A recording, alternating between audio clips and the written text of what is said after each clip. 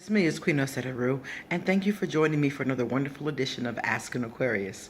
If you haven't already, please hit the red subscribe button and smack the bell. Now, today is day, let me see, 57 of our meditation challenge.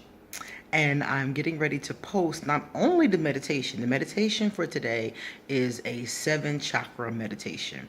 They said to repeat this meditation if you need work on your chakras. So it's supposed to work on all of them. Now, after that video clip, I'm going to also post a video that I watched last night that was really good. It's called the What is Meditation? And it's given by a professor and has a lot of good factual information about what meditation does to your brain.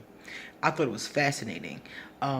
It grows gray matter in certain areas and reduces gray matter in other areas, such as stress.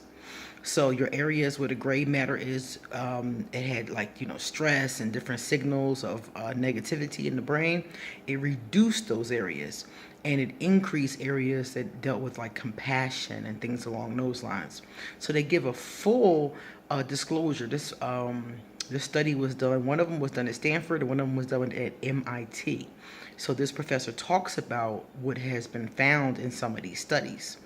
The Buddhists are actually the ones who encourage these studies, and we found out that they are scientifically proven to have benefit for your brain.